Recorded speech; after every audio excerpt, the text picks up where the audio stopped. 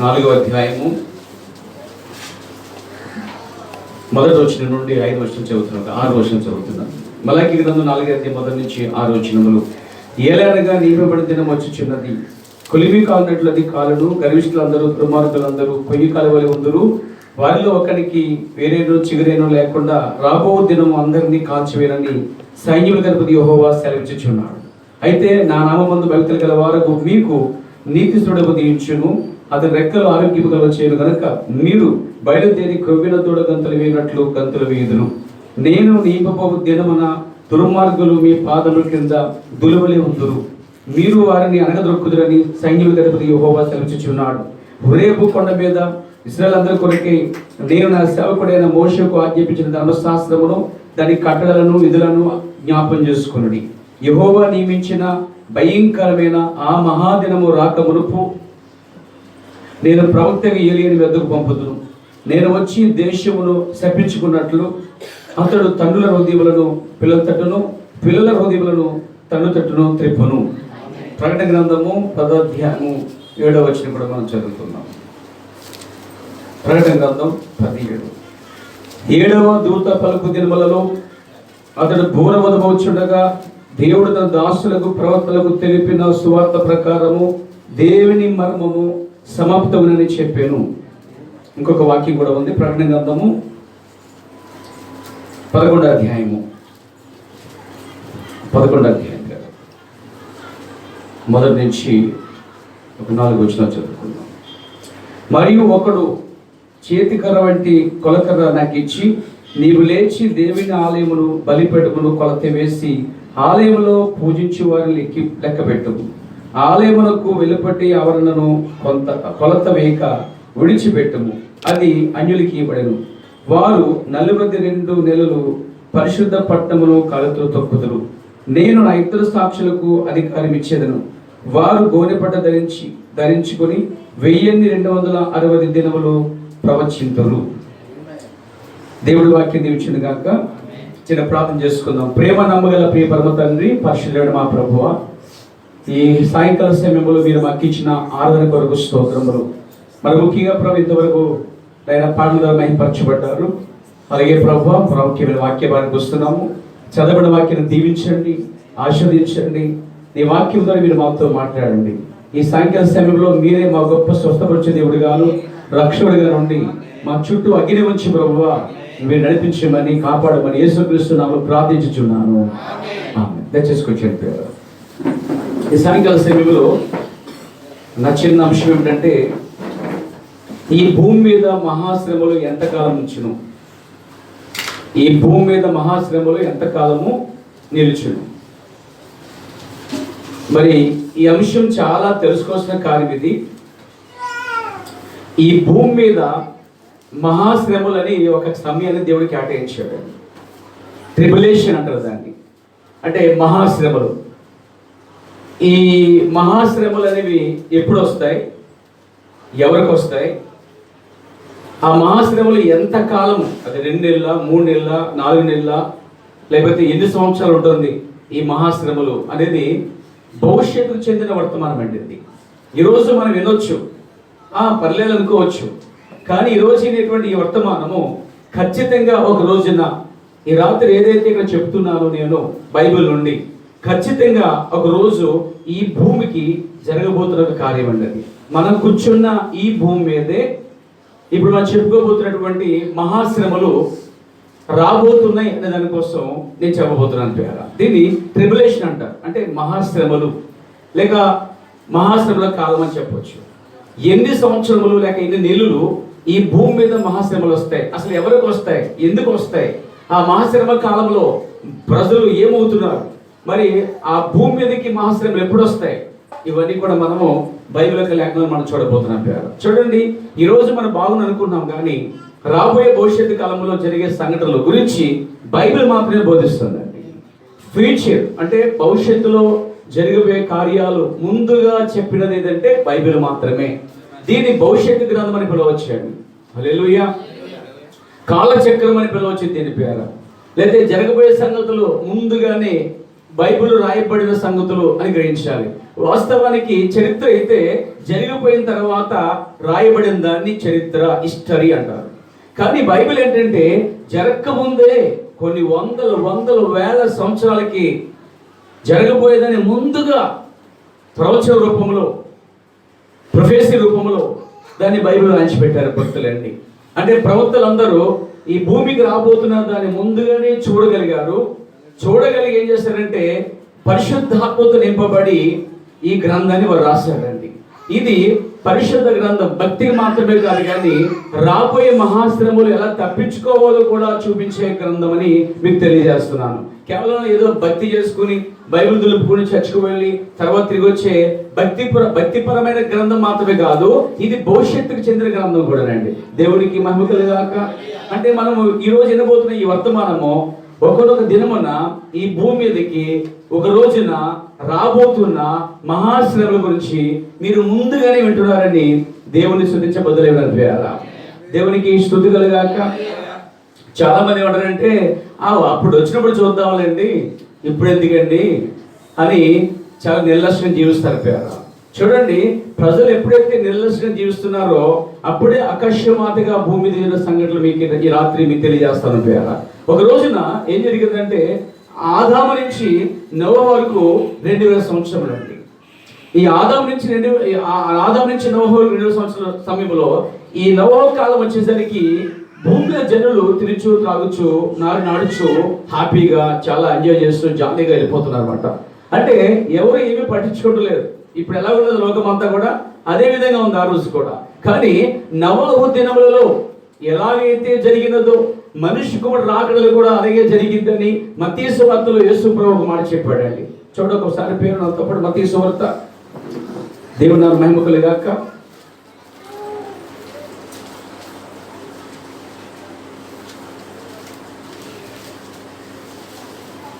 హల్లెలూయా.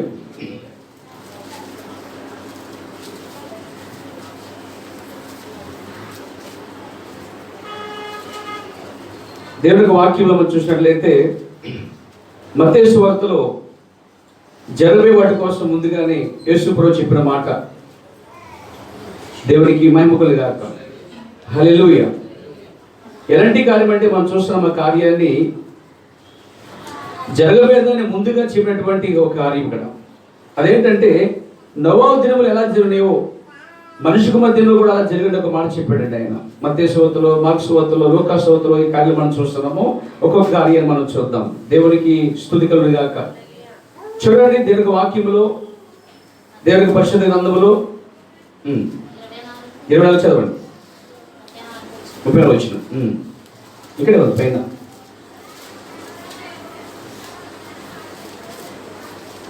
ఏమంటే ఆయన ఇవన్నీ జరుగు దినం వరకు తరము గతింపదని నిత్యం ఏదో చెప్పుచున్నాను అని చెప్పి కింద 36 వచ్చి చూడండి.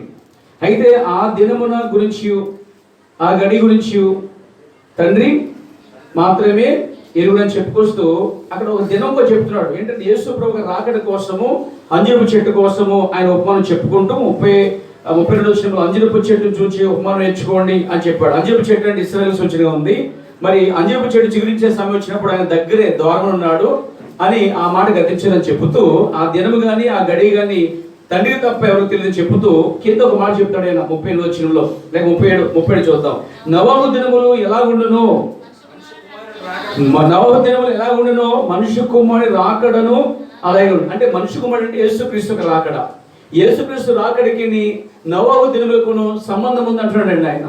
అంటే నోవహు దినములు గుర్తించగలిగితే యేసు ప్రభు రాకడంటే మనం గుర్తించగలుగుతాం. ఇక్కడ నోవహు కాలం వచ్చేసరికి బైబిల్ కాలం ప్రకారంగా ఆదాము నుంచి నోవహు కాలానికి 2000 సంవత్సరాలు అండి. ఎన్ని సంవత్సరాలు? 2000 సంవత్సరాల తర్వాత జరిగిన కార్యం ఏంటంటే నోవహు దినములలో దేవుడిని ఒక భూమిని చూసినప్పుడు భూమి అంతా చెడిపోయింది. అప్పుడు దేవుడు ఏం చేశాడంటే నోవహు ద్వారా ఒక ప్రకటన ప్రపంచానికి అందించాడు. ఏంటి ఆ ప్రకటన అంటే గొప్ప జలప్రలయం రాబోతుంది అని చెప్పాలంటే మహాశ్రమలు అంటే ఒక శ్రమలు రాబోతుందని చెప్పి. కాబట్టి నోవహు వెళ్ళి ఓడ కడుతూ 120 సంవత్సరములు వారికి సువార్త ప్రకటించాడండి. అయితే ఎవరు నోవహు మాట వినలేదండి. ఎవరు నోవహు చర్చికి రాలే, ఎవరు నోవహు ప్రసంగం వెళ్ళే. నోవహు చెప్పినట్టుగా ఏ మాటకి వాక్యం లోబడలేరు. అయితే వారు తరచుగా వారి పనిపాట్లో తిరుగుతున్నప్పుడు సాగిపోతున్నప్పుడు వారు ఊహించిన గడిలో అకస్మాత్తుగా ఏం జరిగిందంటే భయంకరమైన కొండపోత వంటి వర్షం స్టార్ట్ అయింది. అనుకున్నారు తగ్గిపోద్దని, కానీ రాను రాను రాను అది పెరిగి పెరిగి ఏమైందంటే అది కొండలంత ఎత్తుగాను పర్వతాలంత ఎత్తుగాను విస్తారమైన జలపాతము 40 దినములు రాత్రి మొదలు కొండపోత వర్షం పడగా మరి అనేకమైనటువంటి ధ్వంసమైపోయాయి. మరి అనేక ఇల్లులు కూలిపోయాయి, అనేకటువంటి పర్వతాలు నింపబడ్డాయి. ఆ రోజుల్లో ప్రజలు ఆ నీళ్ళలో మరి మునిగి నశించి చనిపోయారు. ఎందుకు తెలుసా? నోవహు అనే వ్యక్తి వాక్యం చెప్పినప్పుడు ఆ వాక్యాన్ని మరి వినలేదు, మానవ పొందలేదు, రక్షణ పొందలేదు. ఏం చెప్పాడంటే ఆయన జలప్రలయం రాబోతుంది, మహాశ్రమ రాబోతున్నాయి, మీరు త్వరగా వాళ్ళకు వచ్చి క్షేమంగా ఉండండి, వాళ్ళలో ఉంటే మీరు క్షేమంగా ఉంటారని చెప్పినప్పుడు వారు ఏం చేశారంటే నా ప్రియ సోదరులారా నిర్లక్ష్యంగా ప్రవర్తించారండి. ఆ టైంలో వారి యొక్క అవివేకాన్ని బట్టి నిర్లక్ష్యాన్ని బట్టి దేవుడు వారికి ఇచ్చిన సమయము 120 సంవత్సరములు. ఆరో తరము 120 సంవత్సరాలు అండి. ఆ 120 సంవత్సరాలు ఆయన వారి రక్షణ కొరకు కనిపెట్టుకున్నాడు. వారి కోసం ఒక ప్రవర్తన పంపాడు, సువార్తను పంపించాడు, వాక్యం పంపించాడు. జనులు అతను సువార్తని బోధను ఏమాత్రం పడిచుకోకుండా నిలసిపెట్టారు. అలా ఉండగా అకస్మాత్తుగా జలప్రలయం వచ్చింది. హల్లెలూయా. అదేమిటంటే వారందరినీ కొట్టుకుపోయేదాడు. చూడండి 38 వచ్చిన జలప్రలయమునకు మొదటి దినములలో నోవహు వాళ్ళలోనికి వెళ్ళిన దినం వరకు వారు తినొచ్చు త్రాగొచ్చు, పెళ్లి చేసుకొనొచ్చు, పెళ్లికి ఇవ్వబడుచుండేది. జలప్రలయం వచ్చి అందరినీ కొట్టుకుని పోయే వరకు ఎరగకపోయి. సరే, జలప్రలయం వచ్చి అందరినీ కొట్టుకుపోయే వరకు కూడా వారికి ఆ విషయం తెలియదంటండి. అయితే ఇది జరిగిపోయింది అనుకుంటున్నాం, కానీ ఈ జరిగిపోయిన దాన్ని దేవుడు మరలా రాబోతున్న కాలంలో ఆయన మరలా చేయబోతున్న కార్యము ఎందుకంటే ఘోరమైన పని ఏంటంటే ఆయన భూమిని దేవుడు త్వరలోనే అగ్నితో కాల్చబోతున్నాడు.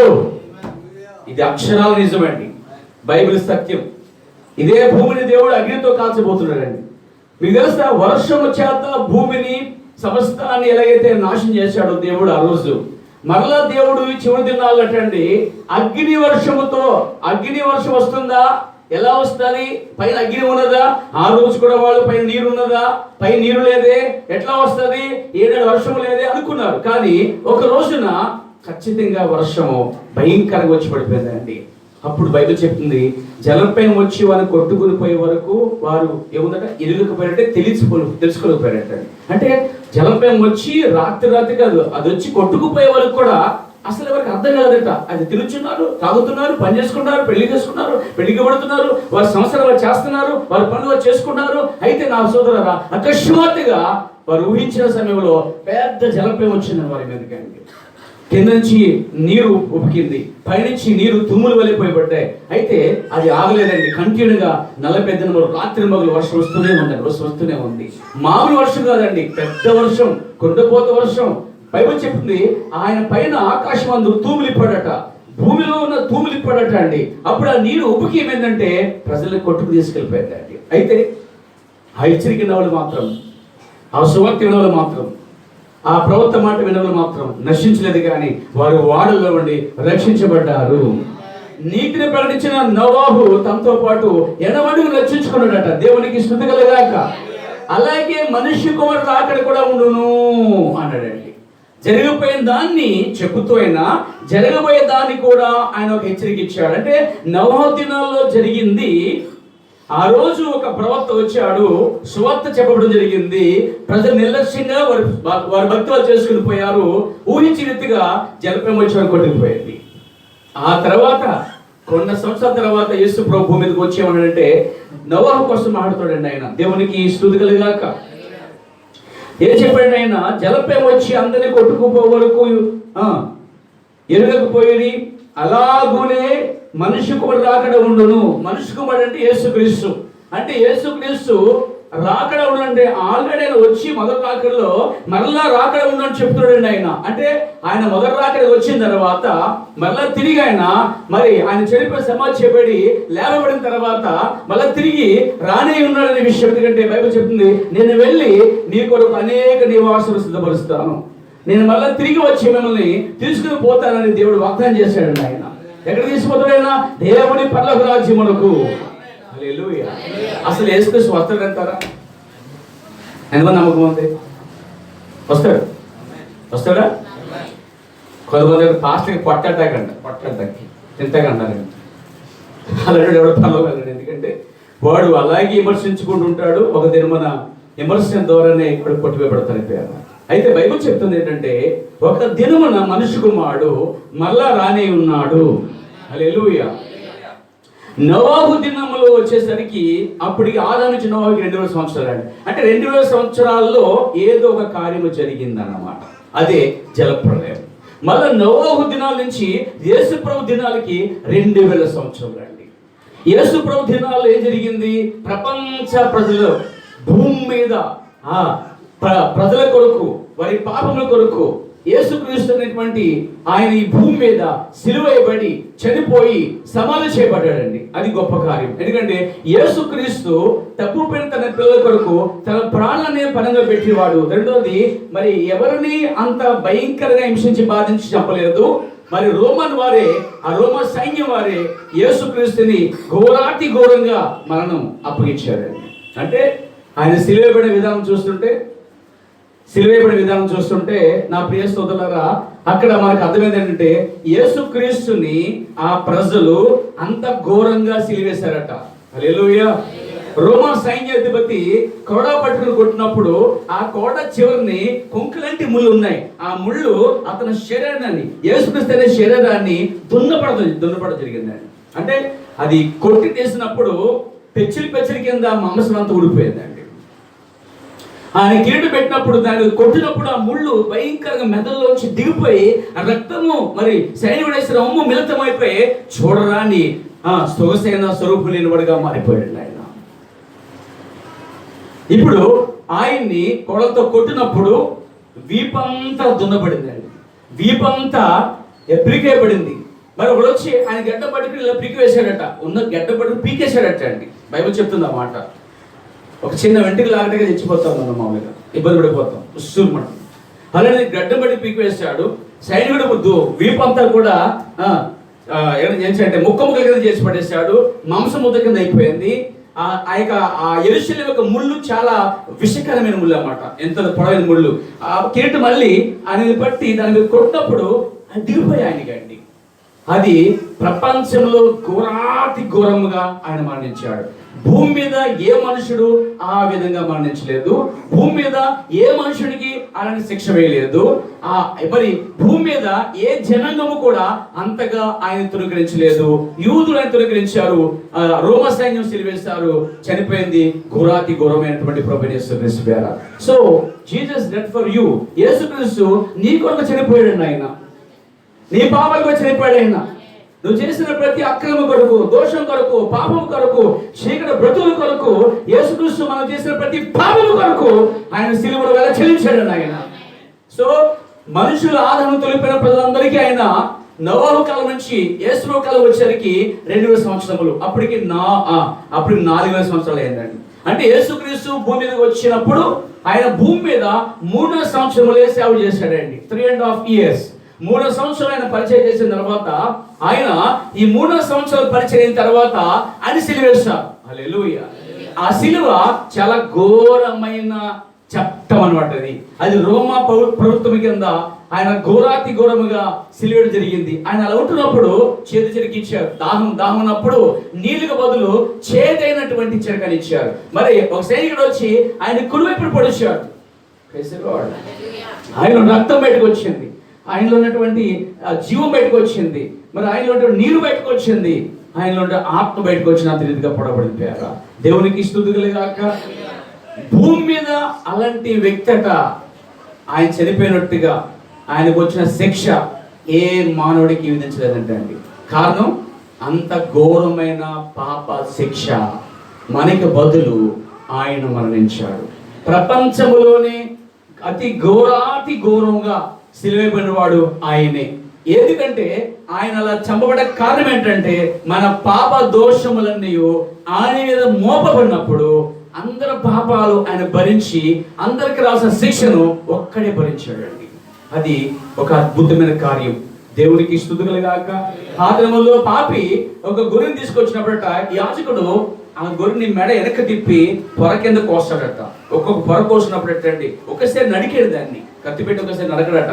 దాన్ని మెడ వెనక తిప్పి ఒక్కొక్క పొర కోసినప్పుడట, ఒక్కొక్క పొర తెగినప్పుడు అది అరుపులకి కేకలకి ఆ రక్తమంతా బయటకు వచ్చినప్పుడు ఆ పాప అనుకుంటాడట, నేను ఎన్నడూక పాపము చేయకూడదు, నా కొరకు ఒక మూగజీవి ఘోరంగా చనిపోతుంది అని పశ్చాత్తాపడుతున్నాడు. అయినాను మరలా అతడు పాపం చేస్తున్నాడు, ఏటేటా పాపం చేస్తున్నాడు, ఏటేటా బలి అర్పిస్తున్నాడు. అందుకే పౌలు చెప్పాడు, పాత నిబంధన బలులు అర్పణలు ఒక పాపికి సంపూర్ణ సిద్ధి చేయలేదు. కాబట్టి ఆయన ఈ లోకమందు ప్రవేశించినప్పుడు అన్నాడు, నాకు ఒక శరీరం ఇచ్చితివి. అంటే దేవుడే ఈ లోకానికి మానవుడిగా వచ్చాడు, దేవుడే గొరిపిల్లగా వచ్చాడు, దేవుడే పాప పరిహారం చెల్లించడానికి శిలువ రాలిపోయిన వేలాడాడని ఆయన సింహాసనం విడిచిపెట్టి సిలువకు వచ్చి ఆయన మనకున్న ప్రతి పాపమును ఎత్తి పడేసాడు, తన మరణము ద్వారా తీసిపడేసాడు. ఆయన యేసుక్రీస్తు నందున వారికి ఇప్పుడు ఏ శిక్ష విధి లేదు. క్రీస్తులో ఉన్న వారికి జీవం ఉంది, క్రీస్తునందే నిత్య జీవం ఉన్నది, క్రీస్తునందే జీవం ఉంది, క్రీస్తునందే పునరుద్ధరణ ఉంది, క్రీస్తునందే కొత్త సృష్టి ఉన్నది, క్రీస్తునందే మరి నిత్య జీవం ఉన్నది, క్రీస్తునందే పాప క్షమాపణ ఉన్నదండి. యేసుక్రీస్తు యొక్క ఆ అద్భుతమైన మరణం, శిలువ మరణం, అమేజింగ్ గ్రేస్, ఒక అద్భుతమైనటువంటి కృప అన్నమాట. ఒక పాపికి ఆయన ఏం చేశాడంటే, ఒక పాపికి పరలోకానికి ఆయన ఒక నిచ్చెనగా మారాడండి. ఆయన దేవునికి స్తుతి కలుగాక. ఈరోజు నువ్వు ఆయన ఒప్పుకొని అంగీకరించి పాప విడిచిపెట్టి పశ్చాత్తాపడి యేసుక్రీస్తు బాప్తిస్మం పొంది ఒక సంఘం ఉండి పరిచయం చేస్తూ సాగిపోతున్నప్పుడు నువ్వు ఆయనకి ప్రియమైన కుమార్తెగా కుమారుగా ఉండి రాబోయే మహాశ్రమ తెప్పించుకునే అవకాశాలు ఉన్నాయి. ఏకైక మార్గం ఏంటంటే ఆయనే మార్గమై ఉన్నాడు, పరలోకానికి ఆయనే మార్గమై ఉన్నాడు, నిత్య జీవనికి మార్గమై ఉన్నాడు. మరి ఏ దేవుడు ఏ మార్గమో పరలోకి ఇవ్వదు, కానీ ప్రభువు యేసుక్రీస్తునే ఆ మార్గమే దేవుని పరమరాజ్యం ఇస్తుంది. దేవునికి స్తుతి కలుగాక. 2000 సంవత్సరాల తర్వాత నోవహు దినములో జలప్రళయము, నోవహు దినం నుంచి యేసు ప్రభు దినాలు 2000 సంవత్సరాల తర్వాత భూమి మీద అతి ఘోరమైన పాప పరిహారము చెల్లించబడినది. హల్లెలూయా. తగ్గతే పరమధ్యమైన పుణ్యదాన బలియాగమని శోకం ఉందన్నమాట. అంటే ఆ గొప్ప దేవుడే తన రక్తం ఇచ్చి ప్రజలు సంపాదిస్తాడని ఒక మాట ఉన్నది. నిజంగానే ఆ దేవుడు తన రక్తం ఇచ్చి ఈ భూమి మీద కూడా జనాన్ని కొన్నాడండి. ఈ రాత్రి యేసుక్రీస్తు రక్తము ద్వారా నువ్వు కొనబడ్డావు, యేసు రక్తం ద్వారా నువ్వు కొనబడ్డావు, యేసు రక్తం ద్వారా నువ్వు కొనబడ్డావు. నిన్ను ఆయన యేసుక్రీస్తు అనే ఆ రక్తము ద్వారా నిన్ను ఆయన అంగీకరించాడు, కొన్నాడు. ఇప్పుడు దాన్ని ఒప్పుకొని అంగీకరించి అక్కడికి వచ్చినట్లయితే, నీ పాప దోషాలు ఒప్పుకున్నట్లయితే అప్పుడు ఆయన నిన్ను, బైబిల్ చెప్తుంది చూడండి, 1 యోహాను పత్రిక 1వ అధ్యాయం 9వ వచనమండి.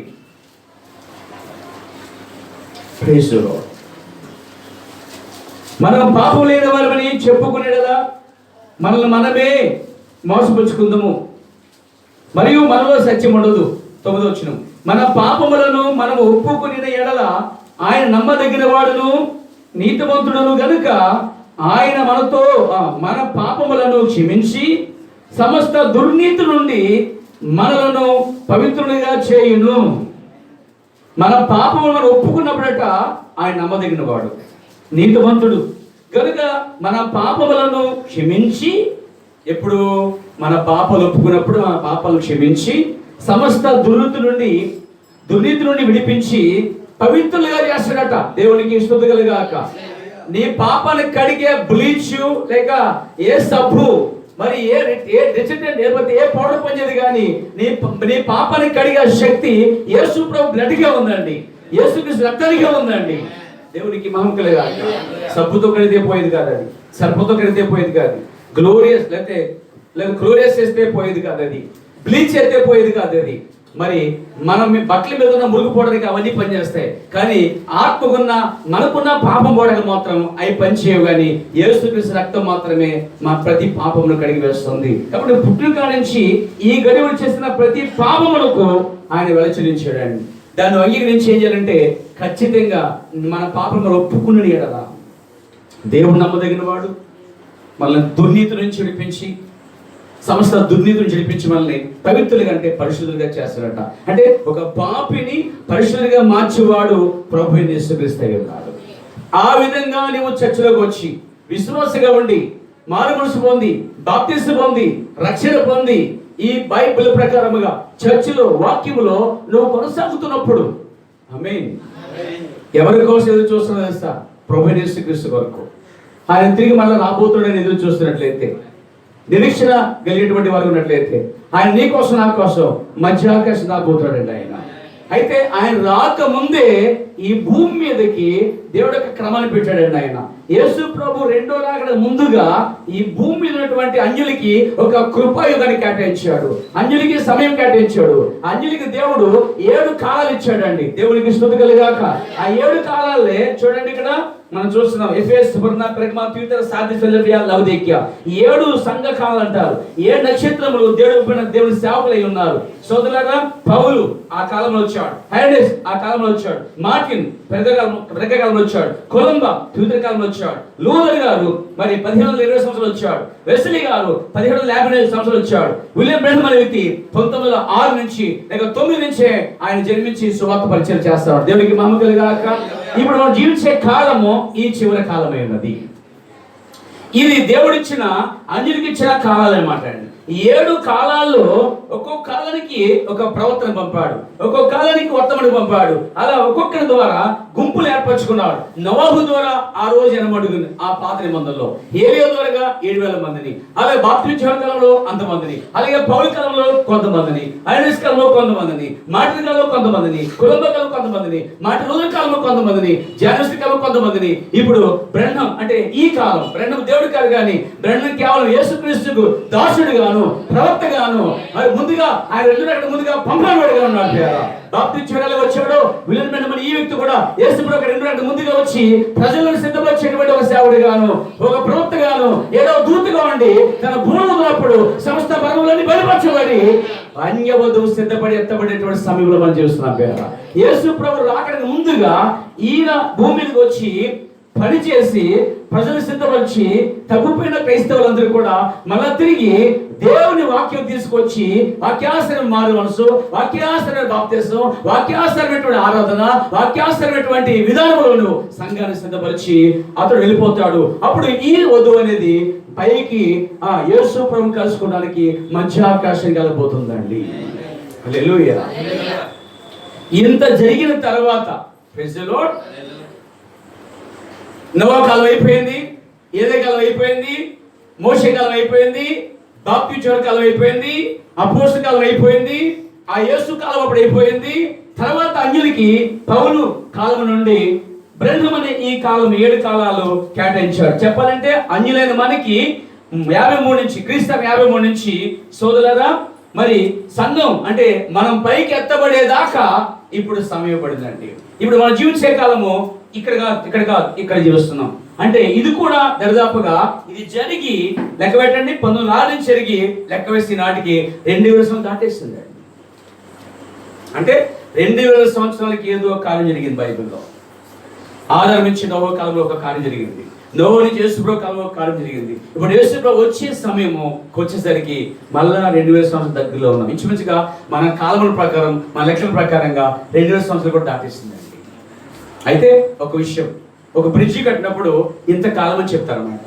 అప్పుడు ఏం చేస్తారంటే వాళ్ళు ఒక బోర్డు పెట్టి డైవర్షన్ మారుస్తారన్నమాట, ఇలా వెళ్ళొద్దు అటు వెళ్ళండి అని. ఎందుకంటే ఇది ఏ దినమైనా పడిపోవచ్చు, పెద్ద పెద్ద బరువైన వాహనాలు ఇటు వెళ్ళడానికి వీలు లేదు అని అనుమతి ఇవ్వమాట. కానీ అది పడిపోలేదు. కట్టిన వాడు పడిపోద్దని చెప్పే టైంకి వారు బోర్డు పెట్టారు అక్కడ. అయితే అది పడిపోలేదు, బట్ పడిపోద్ది. అందుచేత దానికి కాలం అయిపోయింది కాబట్టి దాని మీద పెద్ద పెద్ద వాహనాలు, బలువైన వాహనాలు వెళ్ళినవారు, ఎందుకంటే వెళ్తే అది పడిపోయే అవకాశం ఉంది. అయితే ఎందుకు వెళ్ళవట్లేదంటే వాళ్ళు దాని పక్కనే కొత్త బ్రిడ్జ్ ఎందుకు వస్తారంటే దీనికి సమయం అయిపోయింది. బట్ అయితే సమయం అయిపోయినా కానీ ఇంకా అది అలా నిల్చుందంటే కొద్ది కాలం ఉంటుంది అనమాట. దాన్నే ఈ కాలం ప్రవక్తన్నాడు, కాలం అయితే అయిపోయింది కానీ ఇప్పుడు కృప పొడిగించబడింది అన్నాడు ఆయన. This is the grace ఫ్రీడ్.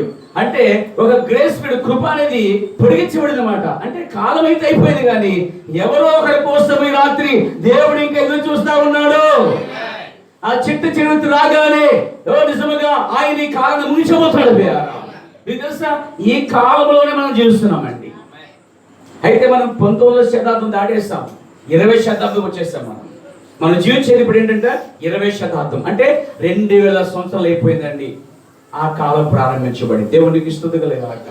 యేసు ప్రభు వచ్చి వెళ్ళిపోయిన తర్వాత మళ్ళా రావట సమయంలో 2000 సంవత్సరాల దగ్గరికి వచ్చేసింది లెక్క ప్రకారముగా. దరిదాపుగా చాలా వరకు అయిపోయింది పేర.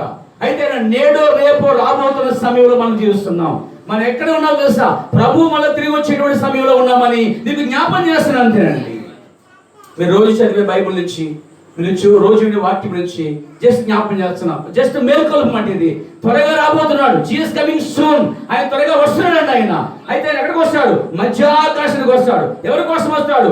ఎవరైతే మానవస్ పొంది రక్షణ పొంది బాప్తిస్మం పొంది పాపాలు విడిచిపెట్టారు, యేసు ప్రభు రక్షణగా ప్రభువుగా స్వీకరించారు, ఈ కాలాన్ని వర్తమానం స్వీకరించి వధువుగా వాక్యానుసారంగా లోబడి తమ జీవితం కట్టుకుంటున్నారు. అలాంటి వారి కోసమైనా మధ్యాకాశం రాబోతున్నాడు. ఆయన మధ్యాకాశం వచ్చినప్పుడు నా సోదరులారా, ఈ ప్రవక్త వచ్చి అందరిని సిద్ధపరిచి వెళ్ళిపోయిన తర్వాత అప్పుడు ఈ వాక్యము వారికి విశ్వాసం వస్తుంది. ఎంతవరకు విశ్వాసం వస్తుంది? ప్రభు యేసు క్రీస్తు మధ్యాకాశం వస్తాడు.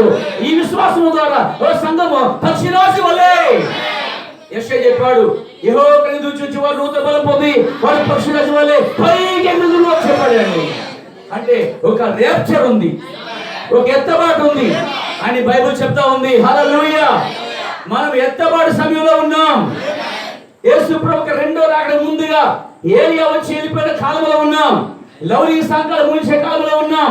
అంటే కాల ప్రకారం చూస్తే ప్రతి 2000 సంవత్సరానికి దేవుడు ఏదో కార్యం చేసుకుని వచ్చాడు. ఇప్పుడు రాబోయే 2000 సంవత్సరము ఇప్పుడు ఆ సమయం ఏంటంటే సంఘమును ఎత్తబడిన తర్వాత భూమి మీద రాబోతున్న మహాశ్రమలు, ట్రిబులేషన్. ఆ మహాశ్రమలు ఈ భూమి జరగబోతున్నాయంట. ఈ కాలం ప్రవక్తలు అడిగారు, సంఘకాలం ముగించిన తర్వాత, అంటే ఈ లౌకిక సంఘకాలం ముగించబడిన తర్వాత అంతమైపోయి పెళ్లి కుమార్తె పిలువబడి శ్రమలోకి వెళ్ళిపోతుందా అన్నప్పుడు, పెళ్లి కుమార్తె అనగా అన్య వధువై ఉన్నది. పెళ్లి కుమార్తె అనగా మారు మనసు పొంది వాక్యానుసారంగా బాప్తిస్మం పొంది వాక్యానుసార అపోస్తలుల బోధలోను సహవాసంలో ఉండి మరి ఈ ప్రవక్తని వర్తమానాన్ని కలిగి సిద్ధపడుతున్న వారే అన్య వధువు పెళ్లి కుమార్తె ఉన్నది. అందరూ పెళ్లి కుమార్తెలు కాదండి, ఒకే ఒక పెళ్లి కుమార్తె ఉన్నారు. దేవుడికి మహిమ కలుగాక. ఒక రోజున ఒక యువరాజు విదేశాల నుంచి వచ్చాడంటే, వేరే దేశానికి వెళ్ళాడు. అక్కడ ఆ యువరాజుకి వివాహం చేయాలనే ఉద్దేశంతో పెద్ద స్టేజ్ వేసి యువరాణులందరూ కూడా ఆ స్టేజ్ ఎక్కిచ్చారన్నమాట. ఒక్కొక్కరిని చూపిస్తున్నప్పుడు ఆ యువరాజుకి వాళ్ళు ఎవరూ నచ్చలేదంటే అండి. అని చెప్పి ఆయన చాలా బోరు కొట్టుతుంది ఆయనకి. ఎందుకంటే వాళ్ళు చాలా రంగురంగులతో ఉన్నారు, చల్లు భయంకరంగా అమ్మోరులను మొత్తం అలంకరణ చేసుకున్నారు, ఎత్తు జేబులు వేసుకున్నారు, టైట్ బట్టలు వేసుకున్నారు, లిప్టిక్లు రంగులు బీభత్సంగా ఆనాడు ఇజ్రాయేలు వాళ్ళు అలంకరించబడ్డారు. ఆ యువరాజుకి ఎవరు నచ్చలేదంటే అండి. అప్పుడైనా ఆ బోరు కొట్టి అయినా అలా గాలి పిలుచుకొని బయటకు వచ్చాడట. బయటకు వచ్చి అలా తిరుగుతుంటే అక్కడ చిన్న గుడిసు ఉందట. అక్కడ చిన్న వసారులో ఒక ఆమె ఏం చేస్తుందంటే పని చేసుకుంటుందంట, గిన్నెలు తోముకుంటుందంట. చెప్పాలంటే ఆ యువరాణికి పని మనిషి అనమాట ఈమె. అప్పుడు అక్కడ పోయి ఏంటి నువ్వు రాలేదేంటి అడిగాడండి. ఊరుకోండి బాబు, నేను రావటం అంటే రాణిని సేవ చేసేవాళ్ళు వచ్చింది దాన్ని అని చెప్పి నువ్వు రాలేదని అక్కడ అడుగుతున్నాయి. నేను ఎందుకు వస్తానండి, నేను పని మనిషిని. ఆయన చూశాడట, ఆమె కాళ్ళు చెప్పులు లేవంట, సరే బట్టలు లేవంట, తల కూడా మంచిగా దూకోలేదంట. ఆమె చాలా పేదరాలు, పైగా అందరికంటే కలగో తక్కువే, నల్లగా ఉందంట. వాళ్ళతో పోలిస్తే ఏమాత్రం కూడా లేదంట ఆమె. అయితే ఆమె పని చేసుకుంటూ చక్క పెట్టుకుంటూ ఈయన వచ్చి అన్నాడు, అసలే నేను వాళ్ళందరూ చూశాను కానీ వాళ్ళందరూ లేని గుణము నాకు నీలో కనిపిస్తుంది అన్నాడంట. దేవుని మహిమపరచండి ఒకసారి, దేవునికి మహిమ కలుగాక. ఏమన్నాడండి? వాళ్ళందరిలో లేని గుణము నీలో ఉంది, నాకు నచ్చింది, నాకు కావాల్సిన నీలో ఉంది, నేను పెళ్లి చేసుకుంటాను అన్నాడంట. చేతిలో గిన్నె వదిలేసినట్టు ఆమె నన్ను పెళ్లి చేసుకుంటాడంటే. నేను ఒక పని మనిషిని, ఇప్పుడే వాళ్ళు తిరిగి వెళ్ళిన ప్లేట్ కడుగుతున్నాను. నేను యువరాజు అయ్యా, నువ్వెక్కడా నేనెక్కడా, నువ్వు ఎక్కడో నేనెక్కడో, నీకు నాకు ఎక్కడా సాగిద్ది అయ్యా, నన్ను హేళంగా అపహాసం చేయొద్దు, ఆట పట్టించుకయ్యా అన్నదట. లేదు నమ్మని చెప్పి తన ఉంగరం చేసి ఆమె తొడిగాడట. నమ్ముతామన్నాడట. ఆమె ఏడుస్తుందంటండి. అజగిరాల్ని గిన్నెలు తోపుకునేదాన్ని, చెప్పులు కూడా లేవు, పేదరాల్ని, నాకు నీతో ఏ పోలిక అని చెప్పి ఆమె నిజంగా ఏడిచి మొదలుపెట్టిందంటే, నేను ఖచ్చితంగా నేను పెళ్లి చేసుకుంటాను, నాకు కావాల్సిన నీలో గుణం నాకు నచ్చింది, నేను వాళ్ళు చూసినప్పుడు వాళ్ళు లేని గుణం నీలో ఉంది, ఇలాంటి గుణం గల వ్యక్తిని వెతుకుతున్నాను నేను, అది నీలో నాకు కనిపించింది, నేను తిరిగి వస్తానని చెప్పి వెళ్ళిపోయాడంటండి. ఇక కార్యం అంతా అయిపోయిన తర్వాత యువరాజు వెళ్ళిపోతుంటే ఎవరైనా నచ్చారా ఆ యువరాణిని అడిగితే ఎవరు నచ్చలేదు, ఒక ఆమె నచ్చింది, నేను తిరిగి వస్తానని చెప్పి మాట ఇచ్చి వెళ్ళిపోయాడన్నమాట. అయితే ఈ యువరాణి వచ్చేసి చెప్పుకున్నారు, మాట్లాడుకున్నారన్నమాట వాళ్ళు. నువ్వు నచ్చావు అంటే నేను నచ్చలేదు చెప్పుకున్నారంట. నీ చెప్పులు నచ్చలేదా, నా చెప్పులు నచ్చలేదు, నా జుట్టు నచ్చలేదంట, దానికోసం ఎంతో నేను ట్రై చేసి ఎన్ని బ్యూటీ పార్లర్ తిరిగానో కాడికి ఆయన నచ్చలేదంట. ఎన్నో స్కిన్, ఎన్నో ఆర్డర్స్ మందో మార్చాను, 2020 మోడల్ డ్రెస్ చేసుకున్నా అంట, అయినా నచ్చలేదు అని చెప్పుకుంటుంటే ఆమె వచ్చి నేను నచ్చానంటాను. వాళ్ళందరూ యువరాన్ని అందరూ చుట్టుకొని పక్క నవ్వారంటే ఎవరికన్నా అనిపిస్తుంది కదా, నేనే నచ్చలేదంటే నువ్వు నచ్చావంట, చూడు దీని నాటకాలు, దీన్ని అసలు చూడని చెప్పి అపహారం చేశారు, హేళన చేశారట. లేదండి నాకు ఉంగురు కూడా పెట్టాడు ఆయన, నేను ఉంగురు కూడా పెట్టాడు నీకు, ఇది ఆయన ఉంగురం అనేది నువ్వు పెట్టుకున్నావా, అపహాసం అంటే నమ్మలేకపోతారు. వాళ్ళు ఏమనుకున్నారంటే ఈ అందానికి, ఆస్తికి, పేరుకి, ఈ యొక్క యువరాలకి ఆయన ఖచ్చితంగా ఒప్పుకుంటాడు అనుకున్నారు. కానీ ఆయన అయితే వీళ్ళెవరిని ఒప్పుకోక ఇష్టపడక ఆమె ఇష్టపడ్డాడు. ఆ విషయం ఆమెకి తప్ప ఎవరు తెలియదు. అలాగే యేసు ప్రభు నిన్నే ఇష్టపడ్డాడు, అది నీకు తప్ప. బాప్టిస్ట్కి, మెథడిస్ట్కి, బ్యూటీ పార్లర్కి, లేకపోతే ఆయిస్ట్కి, ఈస్ట్కి అది పనిచేయలేదు. దేవునికి మహిమ కలిగా చుట్టూ ఏకమై స్త్రీలు అపహారం చేసి యాగం చేశారట. అదంట లేదు అమ్మగారు, నేను పని చేసి నా పెళ్లి వస్త్రం కొనుక్కుంటాను అందంట. పని అంతా చేసింది, వస్త్రం కొనుక్కుంది, 4 రోజులు వస్తానని చెప్పాడు ఆయన అని డ్రెస్ వేసుకుంది అంటాడు. ఓ రోజు దీని పిచ్చి ముదిరిపోయింది అన్నారు, దీని పిచ్చి ముదిరిపోయింది, దీనికి అయిపోయింది మొత్తం లేదా, మమ్మల్ని మేమే నచ్చలేదా, ఆయనకి ఇది నచ్చేది అని చెప్పి ఒకదాని తర్వాత ఒకటి బాప్టిస్టు, మెథడిస్టు, పెంతెకోస్తు, ఈస్టు ఈరోజు నిన్ను అనట్లేదా, నన్ను అనట్లేదా, వీళ్ళు వేసినామోలంట, వీళ్ళు అలాగంట, ఇలాగంట, వీళ్ళు బ్రెడ్నం అంట, అదంట అంటే వాళ్ళు ఎంతమంది అపహారం చేసిన మాత్రం ఓ రోజు డ్రెస్ వేసుకుని ముక్కి పట్టుకొని ఆ ఉంగరం పట్టుకుని గెలిచి నిలబడ్డంట. వస్తాడా, వస్తాడు ఏంటి, వస్తాడా, అంత కాన్ఫిడెంటా, వస్తాడా అంత. నీకు పిచ్చి పెట్టి నీకేదో మొత్తం మీద పోయింది అని హేళన చేశారట. ఏమంటుందంట, అదిగో నాకేదో శబ్దం వినబడుతుందండి. ప్రభుత్వం వర్ణిస్తున్నాడు, రథం మీద ఆయన వస్తున్నట్టు వివరించాడండి. ఆ రథం మీద వస్తున్నప్పుడట అక్కడ శబ్దం ఆమెకంటే అండి ఇసుక మీద ఆ రథ చక్రం ఎక్కినప్పుడు వచ్చే శబ్దం అట ఆమె వినబడిందంటే, అదిగో ఆయన వచ్చుచున్నాడు అందంటే. అలా అపహారం చేసి ఆలం చేస్తున్నారంట. ఆమె చుట్టూ తిరిగి ఏం చేస్తారంటే అపహారం చేసి ఆలం చేసి ఎక్కిరిస్తారట. మరి ఆమె మాత్రం అసలే వాళ్ళ మాటలు ఏం పడుచుకోక, ఈ శబ్దాలు ఏవి వినక, ఆ వస్తున్నటువంటి వాగ్దానం చేసిన వాడు, తన ప్రియుడు, తన మాట ఇచ్చిన వాడు, నమ్మదగిన వాడు వస్తాడని చెప్పి ఆ శబ్దం ఏంటంటున్నాను. ఈ రోజు యేసుక్రీస్తు కోసం వచ్చి నువ్వు నేను కూడా చుట్టుపక్కల శబ్దాలు పక్కన పెట్టి, అల్లరి పక్కన పెట్టి, అపహాసాల పక్కన పెట్టి, నిందలు పక్కన పెట్టి, అవమానం పక్కన పెట్టి, వారు ఏమనుకున్నా సరే వాగ్దానం చేసిన వాడు, నమ్మదగిన వాడని చెప్పి ఎదురు చూసేటువంటి వారే ఆమె లాంటి వారి పేరు కడగా ఆయన వచ్చేసాడట. వీళ్ళకి కంటి చూపు తప్ప నోటి మాట్లాడంట. అప్పుడు ఆయన చేయించి రథం మీద నుంచి రమ్ము అని ఆవరించాడ. ఆమె అలా ఎక్కి కూర్చుంది, ఆయన తీసుకెళ్ళిపోయాడు.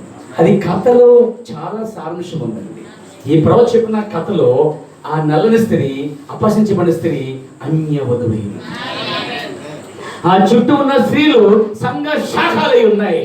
మరి ఆ వచ్చిన మాట ఇచ్చిన వాడు ప్రభువైన యేసుక్రీస్తుకి ఒక గుర్తుగా ఉన్నట్టు ఈ రోజు యేసుక్రీస్తు మాట ఇచ్చాడు. యోహాను సువార్త 14వ అధ్యాయంలో ఒక మాట ఇచ్చాడు ఆయన మొదటి వచనంలో. దేవునికి మహిమ కలుగాక. స్తోత్రంగా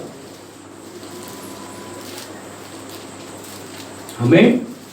14వ మొదటి వచనం, మీ హృదయములను కలవరపడనీయకుడి, దేవుని విశ్వసించున్నారు, నా యందు విశ్వాసము చూడి నా తండ్రి ఇంట అనేక నివాసములు కలవు, లేని ఎడల మీతో చెప్పుదును, నేను మీకు స్థలం సిద్ధపరచ వెలుచున్నాను. నేను వెళ్ళి మీకు స్థలము సిద్ధపరిచిన ఎడల నేనుండు స్థలములో మీరును ఉండులాగిన మరలా వచ్చి, అంటే సెకండ్ కమింగ్, నేను మరలా వస్తానని చెప్పినప్పుడు అది మొదలు రాకడ, మరలా వస్తానని చెప్పిన ఆ మాట రెండో రాక చెందిన మాట. దేవునికి స్తుతి కలుగాక. అయితే ఆ మాట చెప్పడం మనం లేవు కానీ శిష్యులు నడిపారా. అయితే ఆ మాట ఎవరి కోసం అంటే నీ కోసము నా కోసమని వాగ్దానం చేశాడని ఆ నల్ల స్త్రీ వలె, ఆ పేదరాల వలె నువ్వు కూడా నమ్మి తీరు సిద్ధపడాలి. దేవునికి మాట కలుగాక. నేను వెళ్ళి నేను మళ్ళా తిరిగి వస్తాను, నేనుండు స్థలంలో మీరుండులాగిన నేను వచ్చి మిమ్మల్ని తీసుకుపోతానని దేవుడు వాగ్దానం చేశాడు. పేరా ఇప్పుడు ఎంతమంది ఆమెలు సిద్ధపడతారు?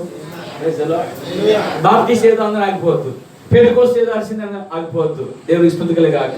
లేదా లోదల విషయం ఏదో ఆగిపోవద్దు. ఆ పాస్ ఈ పాస్ ఆ సేవ ఈ సేవ ఆ ప్రజలు ఏదంటే చెప్పనుకోవద్దు. కానీ సోదరులారా, అసలు యేసు ప్రభుని ఆయన నీకు ఏ అర్థం చేశాడంటే ఆయన తిరిగి వస్తానని చెప్పాడు. పేరా ఆయన తిరిగి వస్తాడు, ఖచ్చితంగా వస్తాడు. ఆయన పుడతారని చెప్పాడు, ప్రవక్తలు పుట్టాడు. ఆయన చనిపోయి సమాధి చేయబడి మళ్ళీ లేచిస్తానని చెప్పారు, లేచాడండి ఆయన. అదేవిధంగా మూడో వాగ్దానం ఏంటంటే ఆయన తిరిగి మధ్యాకాశానికి వస్తాడు. పేరా ఈ 7 కాలాలు ఏర్పరచబడినటువంటి వారందరూ కూడా ఏం చేస్తారంటే చనిపోయిన వారు లేపడుతున్నారు, బతుకున్న మనము సజీవమైన మనం మార్పు చెంది ఆయన్ని ఎదుర్కోబోతున్నాం. పేరా ఆ గొప్ప ర్యాప్చర్ కూడా సిద్ధపడండి. సమయం ఆసన్నమైంది. పేరా అది అయిన తర్వాత హల్లెలూయా భూమి మీద జరిగే ట్రిబులేషన్, మహాశ్రమలు. దేవునికి మహిమ కలుగును. అన్య వధువు అనే ప్రజలు వెళ్ళిపోయిన తర్వాత మిగతా ప్రజలు ఏమవుతారంటే దానికి ఉదాహరణ చెప్పాడు ఆయన. బుద్ధి గలవారు వెళ్ళిపోయారు లోపలికి, బుద్ధి గలవారు మిగిలిపోయారు. అలాగే తిరగనిస్తున్నటువంటి ఇద్దరు స్త్రీల్లో ఒక స్త్రీ కొనుగోబడిపోయింది, ఒక స్త్రీ ఆగిపోయింది. ఒక సంఘం ఎత్తబడింది, ఒక సంఘం ఆగిపోయింది. ఒకరు ఎత్తబడ్డారు, ఒకరు విడవబడ్డారు. ఒకే మనిషి పడుకున్న ఇద్దరులో ఒకరు ఎత్తబడతారు, ఒకరు నిలబడతారు అని చెబుతూ ఆయన అనేక ఉపాధి చెప్పుకుంటూ చనిపోయారు. అంటే ఎత్తబాటు అనేది ఆ మధ్యాకాశానికి యేసుక్రీస్తు నమ్ముకునే పిల్లలు మార్పు చెంది, రక్తమాసాలు కాదు కానీ ఈ శరీరం మార్పు చెంది వారి పైకి వెళ్ళి ఎత్తబడి మధ్యాకాశంలో ప్రభుని కలుసుకుంటారట. దాన్నే పౌలు మొదటి పత్రికలో చెప్పాడు. 4వ అధ్యాయంలో మనము నిశ్చలతలో దిక్కుపడవద్దని చెప్తూ ఆర్భాటంతోను ప్రభువును శబ్దంతోను ప్రభు దిగవచ్చును, మృతులు లేపడుతున్నారు, ఆ మీద మనము మనము మార్పు చెంది మనం ఎత్తబడతాము, సదాకాలం ఆయనతో ఉంటామని చెప్పాడు. దేవునికి మహిమ కలుగాక. అంటే చనిపోయిన ప్రజలు పరిశుద్ధులు, బతుకున్న పరిశుద్ధులు ఇద్దరు ఏకమయ్యి ఏమవుతారంటే మధ్యాకాశంలో ప్రభు కలుసుకోబోతున్నారు. ఇది అయిన తర్వాత ఈ భూమి మీదే మహాశ్రమలండి. ఏంట మహాశ్రమలు అంటే ఎంతకాలం అంటే చాలా మంది అన్నారు భూమి మీద మహాశ్రమలు 7 ఏళ్ళు అని చెప్తున్నారు. పేరు ఒక ఆయన పాట వేసాడు ఏమంటే 7 ఏళ్ళ శ్రమకాలం పోవును అని చెప్పి. 7 ఏళ్ళ శ్రమకాలం కాదండి, 3.5 సంవత్సరములు. ఎలా అనొచ్చు మీరు చూడండి. ఎంత చదువుకున్న ప్రకటన గ్రంథములో 11వ అధ్యాయంలో 2 సాక్షులు ఉన్నారండి. వారే మోషే ఎలియాలు. ఆ మోషే ఎలియాలు ఎప్పుడు వస్తారంటే నా ప్రియ సోదరులారా, అన్య సంఘం ఎత్తబడిన తర్వాత ఇశ్రాయేలు ప్రజలకి అది శ్రమకాలం. అది ఆ శ్రమకాలము ఎంత సమయం బైబిల్ చెప్తుంది. పేరా అక్కడ బైబిల్ చెప్తున్న ప్రకారం చూడండి 1260 దినములు అంటే 42 నెలలు లెక్క ప్రకారంగా 3.5 సంవత్సరములు అండి. హల్లెలూయా. ఈ 3.5 సంవత్సరములు భూమి మీద జరిగే శ్రమలండి. ఇవే ట్రిబులేషన్.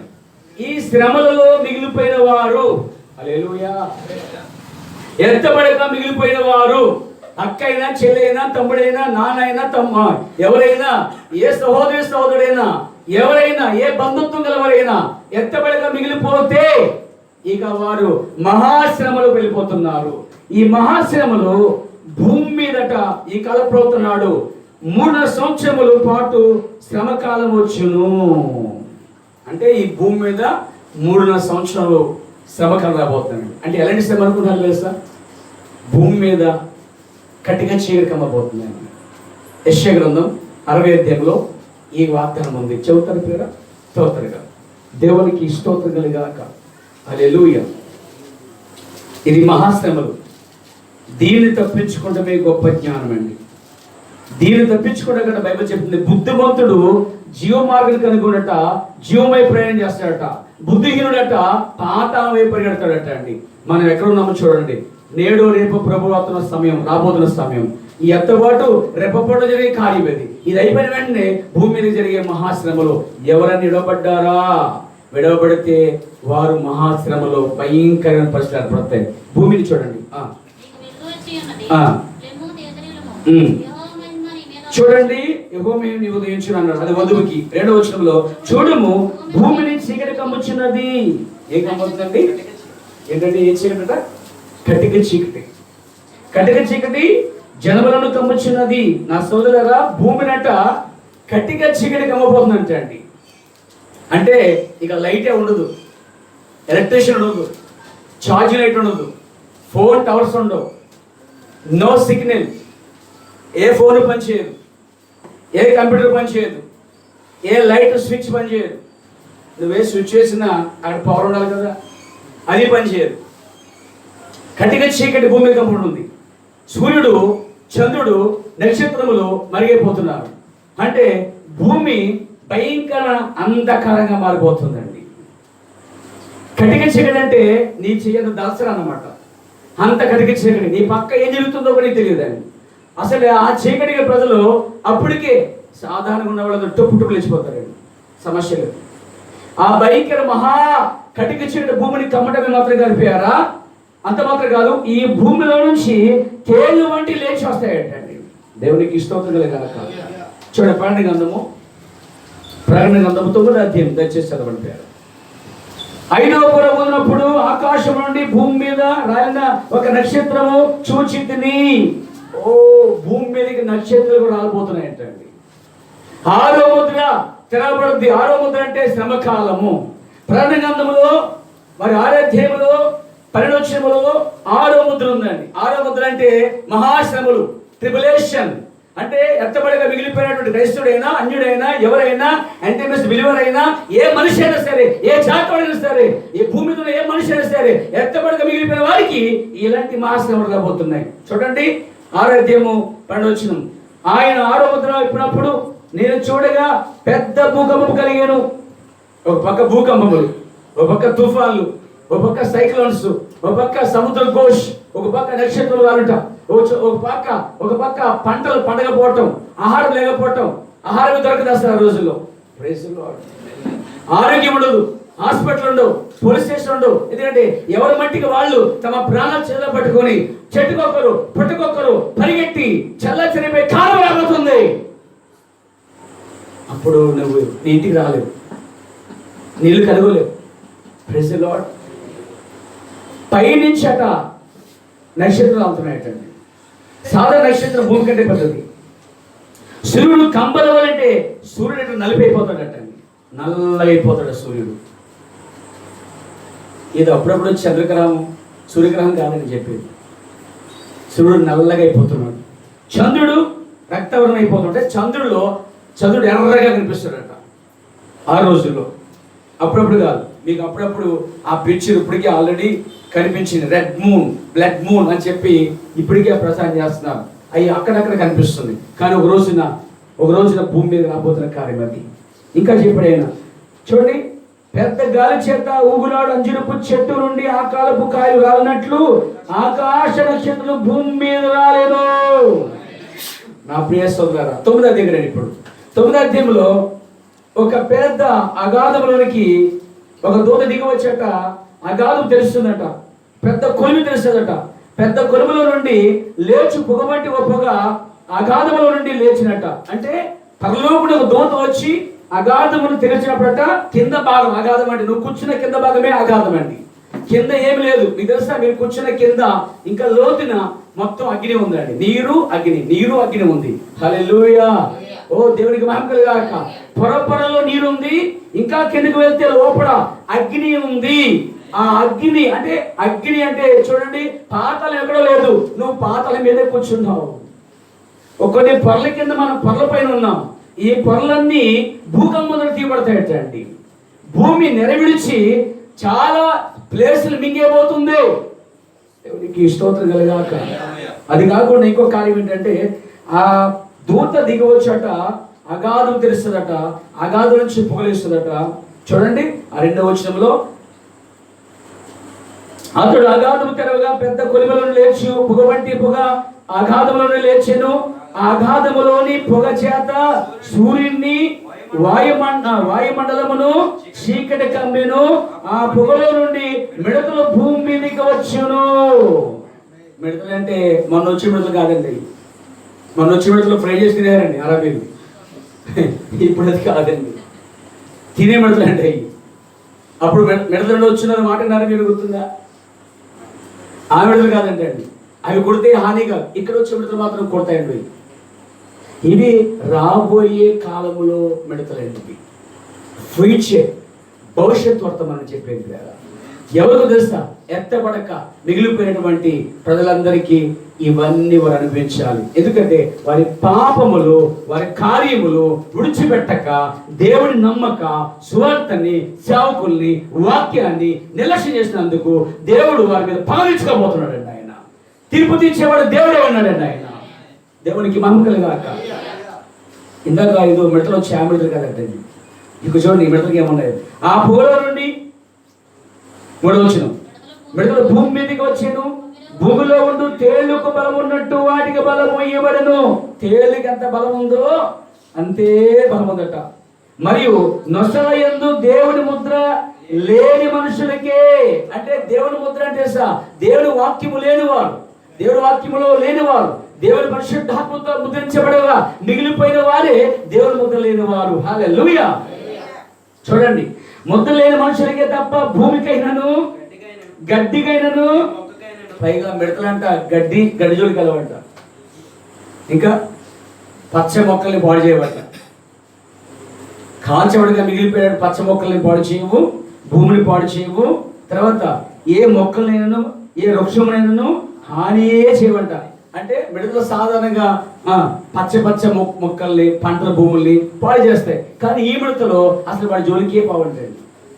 ఇది ఒక టార్గెట్. ఈ మిడతలు ఎవరు టార్గెట్ తెలుసా? విడవబడక మిగిలిపోయిన మనుషులకి, దేవుని ముద్ర లేని వారికి అవి హాని చేస్తాయట. చదవండి కదా, చూడండి. ఆజ్ఞ ఇవ్వబడను. మరియు 5వ వచనం, వారిని చంపడకు అధికారం ఇవ్వబడలేదు, కానీ 5 నెలల వరకు బాధించడానికి వాటికి అధికారం ఇవ్వబడెను. వాటి వల్ల కలుగు బాధ తేలు మనుష్యుని కుట్టినప్పటి నుండి బాధలే ఉండును. అంటే ఆ దినములలో మనుషులు మరణం పొందుదని కానీ అది వారికి దొరకదట. చావాలని కూడా ఆశపడతారంట. మరణం వాడి గురించి పారిపోతాయి. అంటే దూకుతావు కానీ చచ్చిపోవు. ఎప్పుడు అన్నది కార్యాన్ని ఎందుకు అంత కర్మ అంటే అంత పాపం చేసావు నువ్వు, అంత ఒప్పుకోలేదు నువ్వు, అంత తగ్గించుకోలేకపోయావు, అది ఇది పరిగెట్టావు, దేవుణ్ణి వాక్యాన్ని అన్న నిరాశ పెట్టావు, ప్రజలు పగిలిపోయారు. మిగిలిన వారు కొనే పరిస్థితి. ఈ మిడతలు అంటే మామూలు మిడతలు కాదు. ఈ మిడతలు గంట చూడండి, ఈ మిడతలు ఒక్కసారి కలిస్తారటండి. ఒకసారి కలిస్తేట ఎన్ని రోజులు బాధ అంటే అక్కడ చూడండి. 6 నెలల వరకు బాధించడానికి వారికి అధికారం ఉందట. 6 నెలలు కంటిన్యూగా పొడిస్తేనే ఉంటాయండి. నువ్వు ఎక్కడ కూర్చున్నా వస్తాయి, ఈ పైన కూర్చున్నా వస్తాయి, కింద కూర్చున్నా వస్తాయి, మనుషులు పడుకు దుప్పడేసుకుని గొంగలు కప్పుకుని వచ్చేస్తాయి. నువ్వు బాత్రూమ్కి వెళ్ళినా వస్తాయి, బయటికి వెళ్ళినా వస్తాయి, లోపలికి వెళ్ళినా వస్తాయి. నువ్వు ఎక్కడ ఉన్నా నీవే టార్గెట్ వాడికి. మొక్కలు కానీ చెట్లు కానీ హాని చేయబడ్డ కారణం విడవబడిన వారికి ఇవి మహాశ్రమలండి. దేవునికి స్తుతి కలుగాక. నా ప్రియ సోదరులు చూడండి, 6 నెలల వరకు బాధించిన వారికి అధికారము ఇవ్వబడను.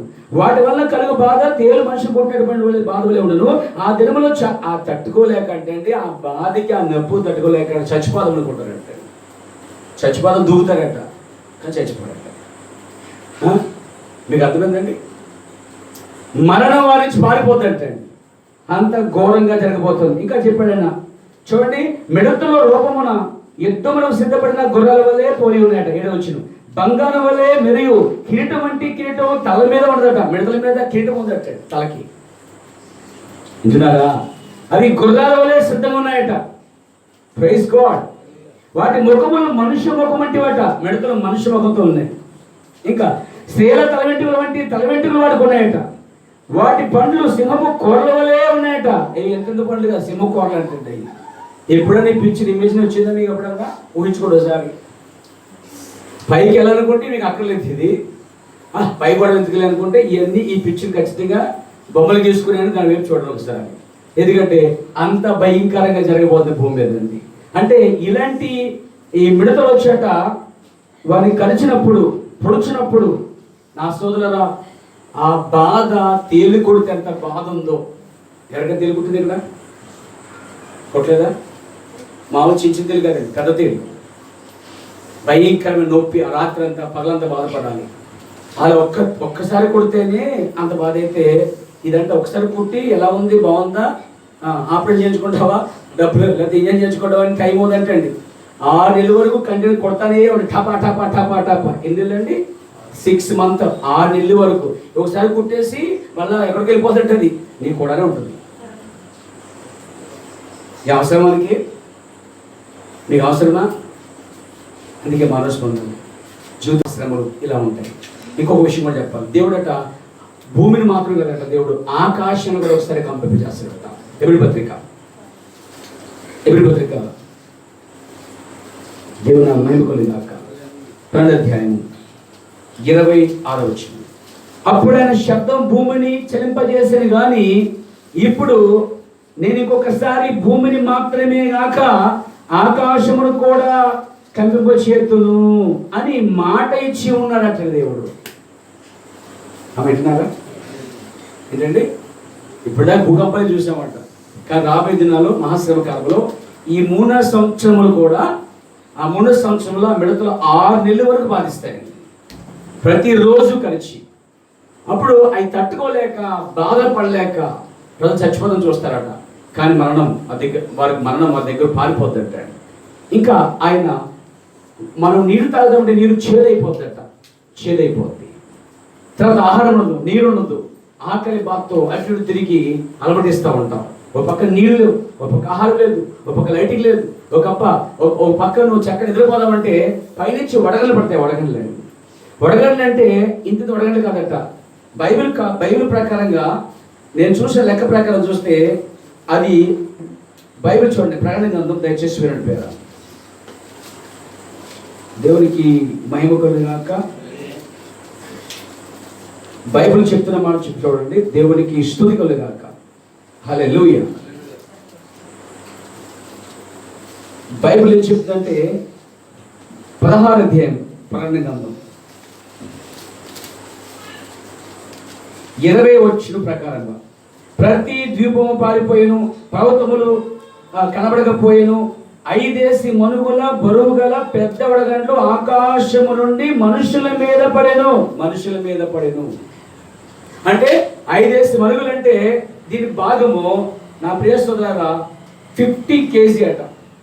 50 kg అంటే 50 kg అంటే ఒక్కొక్క మనుగు అంటే ఒక్కొక్క మంచుగడ్డ అంటే వడగండు. ఒక వడగండు దాని ఒక బరువు 50 kg అంటే ఏం మిగులుతాయండి? తల ఉంటుందా? ఏముందా? ఏదో ఆపగలదా? 50 kg ఒక్కొక్క వడగండు యొక్క బరువు 50 kg అంటే వడగండ్లు పోత పడతాడట భూమి మీదకి. ఇక మన దాగు స్థలం ఏది? రక్షణ స్థలం ఏది? మనం పైకి వెళ్తే మధ్యాకాశానికి వెళ్తేనే క్షేమం. పర్వతం మీద ఉన్నాను, కొండల మీద ఉన్నాను, బిల్డింగ్ మీద ఉన్నాను, ఎత్తైన స్థలంలో గూడు కట్టుకున్నాను, అక్కడి నుంచి పడేస్తాను దేవుడు వాగ్దానం చేశాడు. పేరా ఒక పక్షి వలె ఎక్కడ ఎత్తైన స్థలంలో కట్టుకున్నాను. చాలా మంది ఆకాశ మండలంలో అక్కడ స్థలం కొనేసి ఇల్లు కట్టేసి చూస్తున్నారు చాలా మంది డబ్బు ఉన్నవాళ్ళందరూ. మీకు తెలుసా మహాశ్రమలు అక్కడి నుంచే ప్రకటించబడుతున్నాయండి. నీకు తెలుసా మరి దేవుడి నుంచి తప్పించుకునే నాదుడే లేడు. ఈ 5 మనుగుల బరువు గల వడగండ్లు మనుషుల మీదే పడతాయటండి. ఆ వడగండ్లు దెబ్బ మిక్కిలి గొప్పదైనందున మనుషులు ఆ దెబ్బను బట్టి దేవుని దూషించివి. అంటే ఆ తట్టుకోలేక బాధ తట్టుకోలేక దేవుణ్ణి దూషించేస్తారంట. అంటే ఎలాంటి మహాశ్రమలో చూడండి, ట్రిబులేషన్. ఈ మహాశ్రమలో సంఘం ఎత్తబడిన తర్వాత జరిగేటువంటి కార్యములు. నేడు రేపు ప్రభు వస్తున్నాడు. మీ జీవితం ప్రభుకి ఇవ్వండి, మీ పాపాలు ఒప్పుకోండి, మీ పాపాలు క్షమించి పవిత్రంగా సిద్ధపరిచి తన సంఘంలో వచ్చి తను వచ్చినప్పుడు మనం తీసుకుని అక్కడ దాచిపెడతాడు. అందుకనే ఒక బైబిల్లో ఒక భక్తుడు దావీదు ఆ మహాశ్రమలు తీర్పే వరకు నన్ను అంతఃపురంలో దాచిపెట్టమని అడిపారా. ఆ మహాశ్రమలు రాకముందే నేను తీసుకువెళ్ళైన అంతఃపురం దాచి మధ్యాహ్నం దాచిన తర్వాత ఆ మహాశ్రమం తిరిగిపోయిన తర్వాత అప్పుడు నేను ఈ భూమి తీసుకొస్తున్నాడు. అప్పుడు నువ్వు 1000 ఏళ్ల పాలన ఉంటున్నావు. దేవునికి మహిమ కలుగాక. చూడండి, సంఘం ఎత్తబడిన తర్వాత నిర్దించిన కన్యకులుగా విడబడిన వారు 3వ సంవత్సరంలో పాటు శ్రమ కాలం వచ్చును. ఆ తర్వాత ఈ 3వ సంవత్సరం అయిపోయిన తర్వాత అర్మగెద్దోను జరిగింది. అర్మగెద్దోను యుద్ధం జరిగిన తర్వాత అప్పుడు 1000 ఏళ్ల పని జరిగింది. 1000 ఏళ్ల పని తర్వాత క్రొత్త ఆకాశం కొత్త భూమిగా ఈ భూమిని స్థాపించబోతున్న పేర భవిష్యత్తు చెందిన వర్తమానం బోధించాను. రాబోయే కాలంలో జరగబోతుంది. మీరు నేడను సమయం ఉండగానే ఇది మిక్కిలి అనుకూల సమయం, రక్షణ దినం అని చెప్పి మీ జీవితాన్ని ప్రభుకి రాత్రి ఇచ్చి సమర్పించుకోండి. మీరు మీ పని చేసుకుంటుండండి, సిద్ధపడతా ఉండండి. మీ పనిలో ఉండగా చివరి పొర మోగుద్ది. అప్పుడు మీ రూపొందబడి మరి ఎత్తబడి ప్రభుతో ఉంటారు, సదాకాలం ఆయనతో జీవిస్తారు. లేని ఎడల మీరు ప్రభుని వాక్యాన్ని ఎత్తబడి పక్కన పెడితే, సంఘాన్ని వాక్య పరిచయం పక్కన పెడితే, దేవుని పక్కన పెడితే, దేవుడు మిమ్మల్ని సమకాలంలో పక్కన పెడతారు పేర. ఆ శ్రమ రాకుండానే ఆ ట్రిబులేషన్ 3 సంవత్సరములు అంటే 42 నెలలు 1260 దినములు భూమి మీద మహాశ్రమ రాబోతున్నాయి. ఆ శ్రమలో ఎవ్వరు ఉండకూడదన్న ఉద్దేశం పేర ఈ సువార్త వినండి, రక్షణ పొందండి. మీ జీవితాలు ఇవ్వండి. యవనస్తులారా, మీ జీవితం మార్చుకోండి. పాపాలకి మరి శాపాలకి భయంకర చీకటి దూరంగా ఉండండి. మీకు ఒక చిన్న హృదయాన్ని ప్రభుకి ఇవ్వండి. ప్రభుని కలుసుకొని సిద్ధపడండి. ఆయన తిరిగి వస్తున్నాడు. ఆయన ఎదురు చూడండి. దేవుడి మీద దీవించింది కాక. లేచిన పడతాం, చిన్న ప్రార్థన చేద్దాం. ప్రేమ నమ్మగల ప్రియ ప్రభుత్వాన్ని పరిశుద్ధులైన దేవ, సంఘం ఎత్తబడిన తర్వాత వచ్చే 3 సంవత్సరాల మహాశ్రమలు తప్పించుకోవడానికి ఇచ్చిన మార్గం కొరకు స్తోత్రాలు. మాలో ఏ ఒక్కరు కూడా ప్రభు విడబడకూడదని ప్రార్థిస్తున్నాను. మరి ఈ ప్రాంత ప్రజలు ఎవరు కూడా విడబడకూడదు, రక్షించబడాలని ప్రభువా నువ్వు పంపిన ప్రవృత్తిని వర్తమానం చేర్చుకుని ఆ గొప్ప ఎత్తబాటులో సిద్ధపడే భాగ్యం చేయండి. ఆది నుంచి నోవా కాలంలో ఏదో జరిగింది, నోవా నుంచి యేసుక్రీస్తు కాలం ఏదో జరిగింది, ఇప్పుడు యేసు వచ్చే కాలంలో ఏదో జరగబోతుంది ప్రభువా. ఆ జరగబోయే దానికోసం మేము ఎత్తబడి ప్రభువా ఆ మహాశ్రమం తప్పించిన గొప్ప కృప మా అందరికి గ్రామాన్ని అనుగ్రహించమని యేసు నామములో ప్రార్థించుచున్నాను.